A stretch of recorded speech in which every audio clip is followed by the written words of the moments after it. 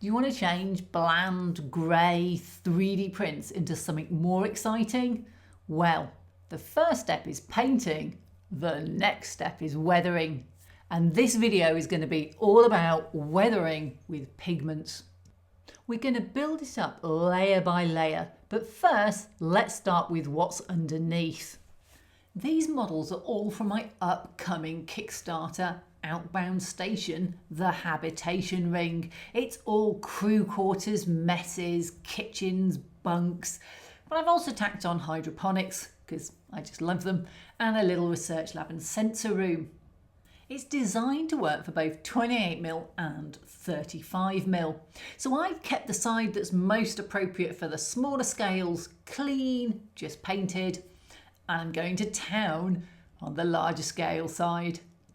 The first step is to make the grey look a little bit more interesting, and for that I'm just doing a top-down spray of Army Painter White Primer. It's patchy, deliberately to give it a little bit of weathering from the get-go.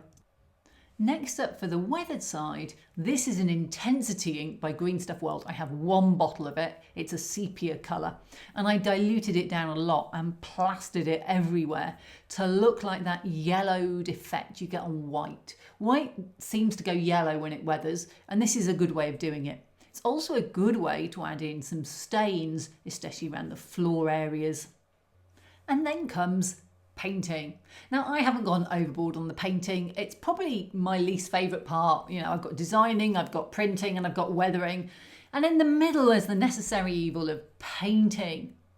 And I actually went into this in quite a bit of detail on the live stream I just had. It also talks about the weathering bit that's coming up. So if you want to know more detail, go and check that out. But the short version is I used Army Painter speed paints because they're quick and easy, although they do occasionally run down the layer lines. I also used Sharpies, silver and black, just to add in some bits. Sometimes it's easier to use a pen, I find.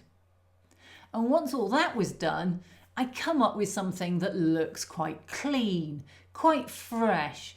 If I'm honest, this is the kind of space station I'd want to visit, but it's not the kind of space station that most sci-fi encounters took place on. That looks more like this, a little bit run down, a little bit grotty, and maybe a few safety violations in there. And let's not mention the kitchen. So what is a pigment? It's basically coloured chalk. It's mostly a coloured small dust that you can apply with a brush. Now you can see here I've got loads of them, and these are quite small bottles. There are loads of brands out there. You might have noticed some of them are metallic, and they're great for worn metal, but most of them are really good for some kind of dust or algae effect. But for terrain, we want something a little bit more. And that's where these weathering powders from Warworld Scenery came in. You get a lot more in the pot, which when we're doing big terrain areas is a real plus side. Another great option is tile grout. It comes in loads of browns. Yes, the bags are big, so it might seem expensive, but boy, they will last you forever. And you can use them as earth and other scenic things. It works just like a pigment. It looks like it feels the same on your fingers. And finally, there's good old-fashioned pastels. Now this is where I started before pigments came out. They come in every colour under the sun. And you can see I've got some reds and blues here that are great for fading coloured paint areas. So if you've got a red paint, you can fade it with a little bit of a pink. They're very, very simple to use. They're just a little bit more long-winded perhaps. But what you want are the chalk ones. These ones are wax ones. These are quite old. You can see they've discoloured a bit. They don't work the same. You can still use them, but not in the same way as I'm going to show you in this video. Instead, what you want is a chalk pigment, and you take something like an X-Acto blade and you scrape off a little bit of the pigment. Now, if you're doing small amounts, this is fine. If you're doing big projects, this can take quite a while, hence wanting big pots like tile grout. One thing I love about pigments is they are exactly that, just a pigment. You can use them in multiple different ways.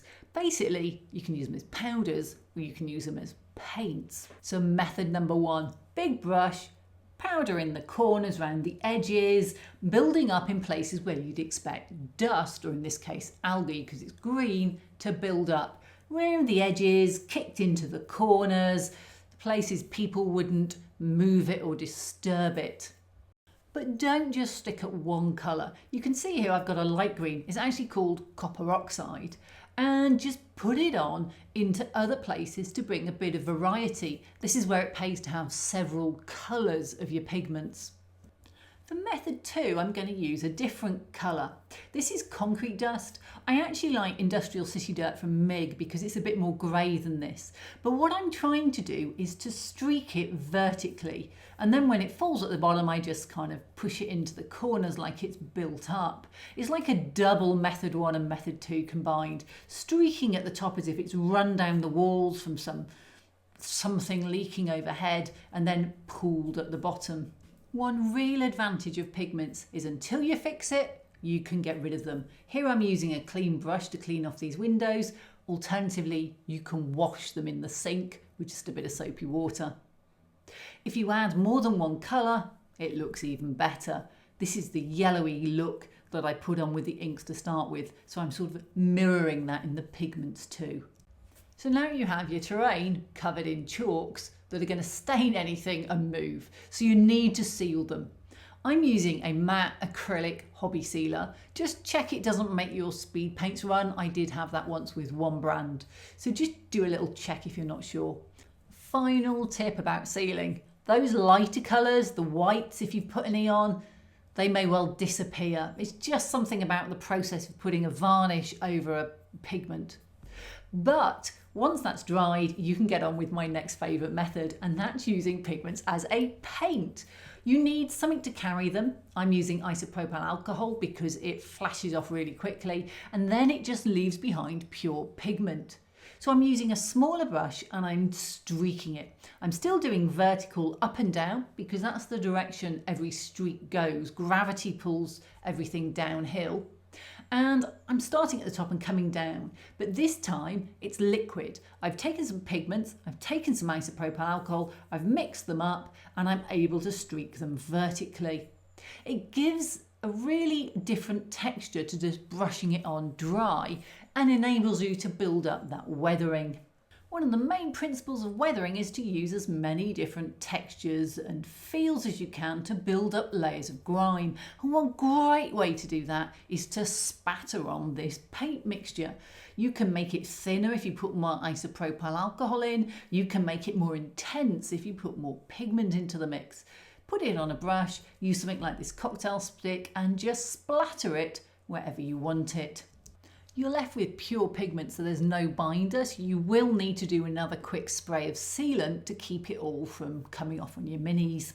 And the final method is to mix a clear gloss varnish in. Now I love Tamiya clear gloss, I think it's brilliant, I think it's my favourite gloss varnish, and it gives, again, just a slightly different texture. Now you don't want to seal after this coat because if you're spraying a matte coat over gloss you lose the effect of the gloss.